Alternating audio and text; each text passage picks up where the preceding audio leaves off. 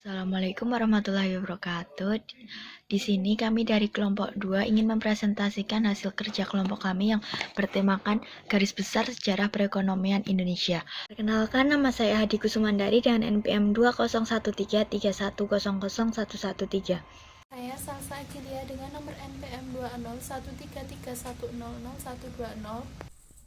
Saya Riana Lestianingrum dengan NPM 20133100130. Nama saya Yunaifullah, NPM 2013331000142. Yang pertama yaitu perekonomian Indonesia pada masa zaman kerajaan sebelum merdeka. Awal mulanya, perekonomian pedesaan di Nusantara bergantung pada hasil pertanian seperti padi dan perdagangan produk hutan seperti buah tropis, perburuan hewan, tanaman resin, rotan, dan kayu. Kerajaan-kerajaan kuno yang dimaksud yaitu contohnya Tarumanegara dan Mataram, yaitu salah satu contoh dari kerajaan yang mengendalikan kegiatan perekonomiannya bergantung pada hasil panen dan pajak. Kemudian yang kedua yaitu Kerajaan Majapahit. Kerajaan yang ekonominya dulu hanya digerakkan dari hasil panen pertanian bertanah basah dan kering secara pesat, berkembang menjadi kerajaan maritim sebagai pusat perdagangan dan ekonomi di Nusantara selama berabad-abad. Menurut sumber dari dinasti Ming dengan judul Ying Yang Senglan bernama Mahuan melaporkan perkembangan perekonomian dan perdagangan di Pulau Jawa. Kemudian, kegiatan transaksi sehari-hari pada Kerajaan Mataram dalam perekonomian di Pulau Jawa seperti membeli atau menjual barang, membayar pajak, serta denda, termonetiasi secara parsial menggunakan koin emas dan perak pada abad ke-8 dan mulai menggunakan secara penuh sebagai alat transaksi seabad kemudian melalui Eka Safi, artefak berupa temuan Wonoboyo yang ditemukan di Jawa Tengah semakin memperkuat bukti bahwa Kerajaan Majapahit secara finansial telah memenuhi kebutuhan transaksinya melalui kebijakan monetisasi. Hasil ekskavasi penemuan artefak ini berupa koin emas yang berbentuk benih mirip dengan jagung, sedangkan koin perak yang mirip dengan tombol. Sekitar tahun 1300-an, pada masa pemerintahan Raja Hayam Wuruk, terjadi perubahan secara drastis dengan penggantian penggunaan uang koin emas dan perak menjadi koin impor tembaga Cina tunai. Penemuan koin tembaga Cina kuno sebanyak 10.388 keping oleh seorang warga di Kabupaten Sidoarjo dengan berat mencapai 800 kg. Namun, terdapat beberapa catatan mengenai perekonomian yang diambil dari prasasti dan data. Prasasti Canggu pada tahun 1358 menyebutkan terdapat sebanyak 78 lalu lintas penyeberangan laut antar pulau di dalam negeri Nusantara. Keberhasilan Majapahit berkembang hingga menjadi salah satu kerajaan yang makmur dan sejahtera karena dua faktor utama. Yang pertama yaitu dataran rendah Pulau Jawa yang terletak. Selanjutnya yaitu perekonomian Indonesia pada masa penjajahan. Indonesia yaitu negara di Asia Tenggara yang dilintasi oleh garis khatulistiwa dan berada di antara Samudra Pasifik dan Samudra Hindia, serta di antara dua benua yaitu benua Asia dan Australia, menyebabkan Indonesia diliwati oleh perdagangan dunia. Pada masa penjajahan Belanda selama 350 tahun, Belanda membentuk VOC untuk memberikan wewenang mengatur Hindia Belanda dengan tujuan menghindari persaingan antara pedagang Belanda sekaligus untuk menyaingi perusahaan imperialis. Dalam penjajahan ini, Belanda melakukan sistem tanam paksa pada tahun 1836 atas inisiatif dari Van den Bosch yang bertujuan untuk memproduksi berbagai komoditi yang diminta oleh pasar dunia. Sistem ini sangat menguntungkan Belanda, tetapi tidak untuk masyarakat Indonesia. Masyarakat menderita karena dipaksa untuk menanam tanaman komoditas ekspor. Walaupun itu sangat menyiksa, tetapi ada segi positif yang dapat kita ambil dari sistem tanam paksa ini, yaitu masyarakat dapat mengenal tata cara menanam tanaman komoditas ekspor dan masuknya ekonomi uang di pedesaan yang memicu meningkatnya taraf kehidupan. Kemudian yaitu sistem ekonomi pintu terbuka atau liberal. Sistem liberal ini terjadi karena adanya desakan dari kaum humanis Belanda yang menginginkan perubahan nasib warga pribumi ke arah yang lebih baik dengan mendorong pemerintah Belanda mengubah kebijakan ekonominya. Namun, bukannya menjadi lebih baik, masyarakat Indonesia malah mengalami semakin tersiksa, terutama bagi para kuli kontrak yang tidak diperlakukan dengan layak. Yang kedua yaitu pada masa penjajahan Inggris. Inggris menetapkan dengan adanya sistem pajak tanah atau land rent. Dengan land rent, masyarakat Indonesia akan memiliki uang untuk membeli barang produk Inggris atau yang diimpor dari India. Yang ketiga atau yang terakhir yaitu pada masa penjajahan militer Jepang. Jepang menerapkan sistem pengerahan sumber daya ekonomi untuk mendukung gerak maju Jepang dalam Perang Pasifik, yang mengakibatkan terjadinya perombakan besar-besaran dalam struktur ekonomi masyarakat. Kesejahteraan masyarakat Indonesia merosot tajam dan terjadi bencana kekurangan pangan karena produksi bahan makanan untuk memasok pasukan militer dan produksi minyak jarak untuk pelumas pesawat tempur. Pada masa pemerintahan Orde Lama, pada tanggal 17 Agustus 1945, Indonesia memproklamasikan kemerdekaannya. Namun dengan demikian, tidak berarti dalam praktiknya Indonesia sudah bebas dari Belanda dan bisa memberikan perhatian yang sepenuhnya pada pembangunan ekonomi. Karena hingga menjelang akhir tahun 1940-an, Indonesia masih menghadapi dua peperangan yang sangat besar dengan Belanda, yakni pada aksi Polisi 1 dan 2. Laju pertumbuhan ekonomi yang menurun sejak tahun 1958, defisit saldo neraca pembayaran, defisit anggaran pendapatan belanja negara terus membesar dari tahun ke tahun. Masalah pada masa Orde Lama yaitu keadaan perekonomian mengalami hiperinflasi, yaitu inflasi yang tidak cepat terkendali, yang disebabkan karena adanya peredaran mata uang lebih dari satu mata uang yang beredar secara tidak terkendali. Adanya blokade ekonomi oleh pemerintah dengan menutup pintu perdagangan luar negeri mengakibatkan kekosongan kas negara. Dalam menghadapi krisis ekonomi, keuangan pemerintah menempuh berbagai kegiatan diantaranya pinjaman nasional, hubungan dengan Amerika, konferensi ekonomi, rencana 5 tahunan atau Casimo Plan, keikutsertaan swasta dalam pembangunan ekonomi nasional, nasionalisasi The Java Bank menjadi Bank Negara Indonesia, sistem ekonomi gerakan Benteng Group, sistem ekonomi Alibaba. Pada masa demokrasi terpimpin, sejak tahun 1959 sampai 1967, akibat dari dekret Presiden 5 Juli 1959, maka Indonesia menjalankan sistem demokrasi terpimpin, dan struktur ekonomi Indonesia menjurus pada sistem etatisme, yaitu segalanya diatur oleh pemerintah. Namun, sistem ini belum mampu memperbaiki keadaan ekonomi Indonesia.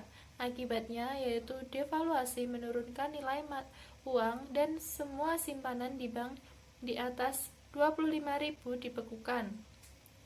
Pembentukan deklarasi ekonomi untuk mencapai tahap ekonomi sosialis Indonesia dengan cara terpimpin. Yang terakhir yaitu kegagalan dalam berbagai tindakan moneter. Pada masa Orde Baru, pada awal Orde Baru sejak bulan Maret 1966, stabilitas ekonomi dan politik menjadi prioritas utama. Program pemerintah berorientasi pada pengendalian inflasi, penyelamatan keuangan negara, dan pengamanan kebutuhan pokok rakyat. Setelah melihat pengalaman dari masa lalu, di mana sistem ekonomi liberal ternyata pengusaha pribumi kalah bersaing dengan pengusaha non-pribumi, dan sistem etatisme tidak memperbaiki keadaan. Maka dipilihlah sistem ekonomi campuran. Dalam kerangka sistem ekonomi demokrasi Pancasila, praktik ini merupakan salah satu teori Keynes tentang campur tangan pemerintah dalam perekonomian secara terbatas. Adapun tujuan jangka panjang dari pembangunan ekonomi di Indonesia pada masa Orde Baru adalah meningkatkan kesejahteraan masyarakat melalui suatu proses industrialisasi dalam skala besar, yang dianggap sebagai salah satu cara yang paling tepat dan efektif untuk menanggulangi masalah-masalah ekonomi seperti kesempatan kerja dan defisit neraca pembayaran. Pada masa Orde Baru, kebijakan ekonomi diarahkan pada pembangunan di skala bidang, tercermin pada 8 jalur pemerataan, kebutuhan pokok, pendidikan dan kesehatan, pembagian pendapatan, kesempatan kerja, kesempatan berusaha, partisipasi wanita dan generasi muda, penyebaran pembangunan, dan dana peradilan. Pola pembangunan jangka panjang sekitar 25-30 tahun secara periodik 5 tahunan yang disebut pelita. Hasilnya pada tahun 1984, Indonesia berhasil swasembada beras, penurunan angka kemiskinan, perbaikan indikator kesejahteraan rakyat seperti angka partisipasi pendidikan dan penurunan angka kematian bayi dan industrialisasi yang meningkat pesat. Pemerintah berhasil menggalakan preventive checks untuk menekan jumlah kelahiran lewat KB. Namun dampak negatifnya adalah kerusakan pencemaran lingkungan hidup dan sumber daya alam, perbedaan ekonomi antar daerah, antar golongan pekerjaan, dan antar kelompok dalam masyarakat terasa semakin tajam, serta penumpukan utang luar negeri. Pembangunan menimbulkan konglomerasi dan bisnis yang syarat korupsi, kolusi, dan nepotisme. Pembangunan hanya mengutamakan pertumbuhan ekonomi tanpa diimbangi kehidupan politik, ekonomi, sosial yang adil. Sehingga meskipun berhasil meningkatkan pertumbuhan ekonomi, tetapi secara fundamental, pembangunan nasional sangat rapuh. Akibat saat terjadi krisis yang merupakan imbas dari perekonomian ekonomi global, Indonesia merasakan dampak yang paling buruk, yaitu harga-harga meningkat secara drastis, nilai tukar rupiah melemah dengan cepat, dan menimbulkan berbagai kekacauan di skala bidang, terutama ekonomi. Adapun usaha untuk membangun ekonomi agar dapat berjalan dengan baik, yaitu yang pertama dengan kemauan politik yang kuat. Kemauan politik yang kuat untuk membangun Indonesia. Yang kedua dengan stabilitas politik dan ekonomi. Pemerintah pada masa Orde Baru berhasil menekan tingkat inflasi dari sekitar 500% pada tahun 1966 menjadi hanya sekitar 5-10% pada awal dekade 1970-an. Yang ketiga, sumber daya manusia yang lebih baik. Dengan sumber daya manusia yang lebih baik, pemerintahan pada masa Orde Baru memiliki kemampuan untuk menyusun program dan strategi pembangunan dengan kebijakan-kebijakan yang terkait, serta mampu mengatur ekonomi makro secara baik. Yang keempat, sistem politik dan ekonomi terbuka yang berorientasi ke Barat. Pemerintah pada Orde Baru menerapkan sistem politik dan ekonomi terbuka yang berorientasi ke Barat. Yang kelima, kondisi ekonomi dan politik dunia yang lebih baik. Kondisi ekonomi dan politik pada era masa Orde Baru, khususnya setelah Perang Vietnam berakhir, jauh lebih baik daripada semasa Orde Lama. Yang ketiga, pemerintahan transisi. Pada bulan Mei sampai Juli 1997, krisis keuangan di Asia yang merambat juga ke Indonesia. Posisi mata uang di Indonesia yang terhadap US dollar tidak stabil. Nilai tukar baht Thailand terhadap dolar Asia mengalami suatu goncangan yang hebat hingga akhirnya merembet ke Indonesia dan beberapa negara Asia lainnya. Rupiah Indonesia mulai goyang pada bulan Juli 1997 sekitar bulan September. Nilai tukar rupiah terus melemah hingga pemerintah Orde Baru mengambil beberapa langkah. Hingga akhirnya pemerintah mengambil kebijakan antara lain yaitu kebijakan meminta bantuan kepada IMF, yaitu paket bantuan mencapai 20 miliar US dollar dan pencabutan izin usaha 16 bank swasta yang dinilai tidak sehat. Hasilnya, rupiah terus melemah, kepercayaan masyarakat ALA dan DN merosot. pemerintah Indonesia tidak melakukan reformasi sesuai kesepakatan dengan IMF pencairan pinjaman angsuran 2 diundur. Padahal, Indonesia tidak ada jalan lain selain harus bekerjasama sepenuhnya dengan IMF, terutama karena hal-hal berikut. Krisis Indonesia berubah menjadi krisis kepercayaan dari kepercayaan masyarakat terhadap Indonesia. Kemitraan usaha sepenuhnya dengan IMF. Indonesia sangat membutuhkan US dollar untuk membiayai ULN jangka pendek, bayar bunga pinjaman jangka panjang, memacu laju pertumbuhan ekonomi. Maka dilakukanlah kesepakatan baru atau memorandum, yaitu yang pertama program stabilisasi dengan tujuan utama menstabilkan pasar uang dan mencegah hiperinflasi. Yang kedua, restrukturisasi sektor keuangan atau perbankan dengan tujuan utama untuk rangka penyehatan sistem perbankan nasional. Yang ketiga, reformasi struktural. Yang keempat, penyelesaian ULN swasta atau utang luar negeri. Yang kelima, bantuan bagi rakyat kecil. Kemudian krisis rupiah yang menjadi krisis ekonomi dan krisis politik, tragedi Trisakti, kerusuhan Mei, dan penduduk DPR oleh mahasiswa. Krisis rupiah yang menjelma menjadi suatu krisis ekonomi akhirnya juga memunculkan suatu krisis politik yang dapat dikatakan terbesar dalam sejarah Indonesia sejak merdeka tahun 1945.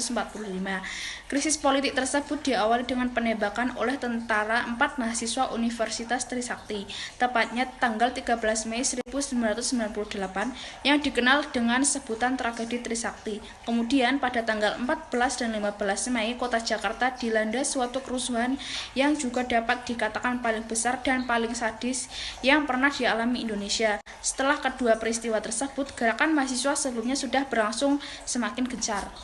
Menjelang minggu-minggu terakhir bulan Mei 1998, Dewan Perwakilan Rakyat atau DPR untuk pertama kalinya dalam sejarah Indonesia dikuasai atau diduduki oleh ribuan mahasiswa dari puluhan perguruan tinggi dari Jakarta dan luar Jakarta. Keberhasilan gerakan mahasiswa tersebut di satu pihak dan politik di pihak lain adalah pada tanggal 21 Mei 1998, yakni Presiden Soeharto mengundurkan diri dan diganti oleh wakilnya yaitu B.J. Habibie. Presiden Habibie membentuk kabinet baru awal dari terbentuknya pemerintah transisi, tetapi dianggap tidak berbeda dengan pemerintah sebelumnya karena tidak ada perubahan yang nyata dan orang-orang dalam kabinet adalah rezim Orde Baru. Slide selanjutnya adalah pemerintahan reformasi hingga pemerintahan Jokowi. Pada masa pemerintahan Gus Dur pada tahun 1999, kondisi perekonomian Indonesia mulai menunjukkan adanya perbaikan. Laju pertumbuhan PDB mulai positif dan laju inflasi dan tingkat suku bunga yang diwakili oleh Sertifikat Bank Indonesia atau SBI juga rendah, yang mencerminkan bahwa kondisi moneter di dalam negeri sudah mulai stabil. Selama pemerintahan Gus Dur, praktis tidak ada masalah di dalam negeri yang dapat terselesaikan dengan baik. Berbagai kerusuhan sosial yang bernuansa disintegrasi dan SARA terus berlanjut. Adapun hubungan pemerintah di bawah pimpinan Abdul Rahman Wahid dengan IMF juga tidak baik. Hal tersebut dikarenakan adanya masalah-masalah seperti amandemen UU nomor 23 tahun 1999 mengenai BI, penerapan otonomi daerah, terutama menyangkut kebebasan daerah untuk pinjam uang dari luar negeri, dan revisi APBN 2001 yang terus tertunda pelaksanaannya. Yang kedua, adapun Indonesia terancam dinyatakan bangkrut oleh Funds Club negara-negara donor.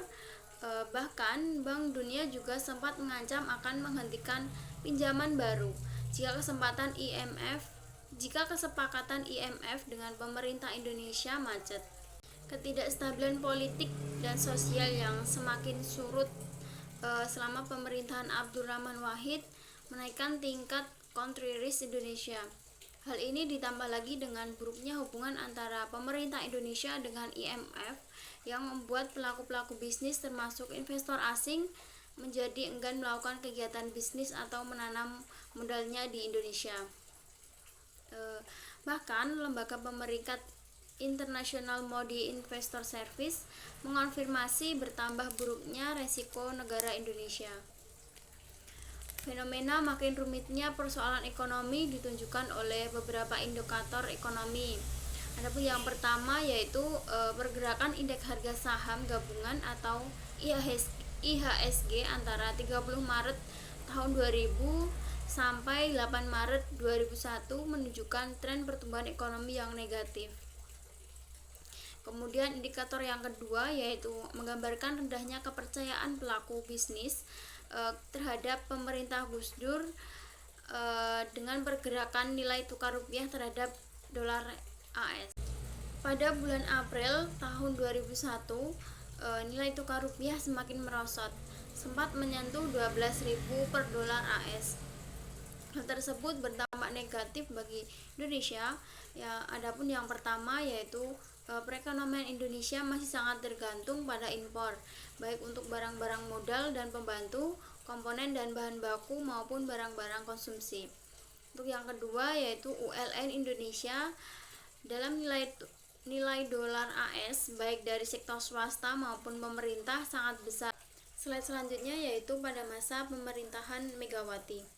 Keterpurukan kondisi ekonomi yang ditinggal oleh Gus Dur kian terasa jika dilihat dari perkembangan indikator ekonomi seperti tingkat suku bunga, inflasi, saldo neraca pembayaran, dan defisit APBN. Namun dalam era Megawati ini, kinerja ekonomi Indonesia menunjukkan pembaikan, paling tidak dilihat dari laju pertumbuhan PDB. Selama periode Megawati ini, kinerja ekspor juga ikut membaik dengan pertumbuhan 5% pada tahun 2002 dibandingkan minus 9,3% pada tahun 2001 dan akan terus meningkat hingga mencapai 12% pada tahun 2004.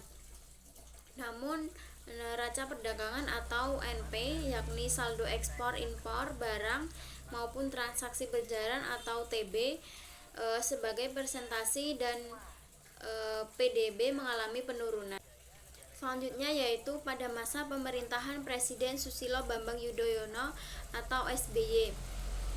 Pelaku usaha luar dan dalam negeri sempat optimis bahwa kinerja ekonomi Indonesia 5 tahun ke depan akan jauh lebih baik.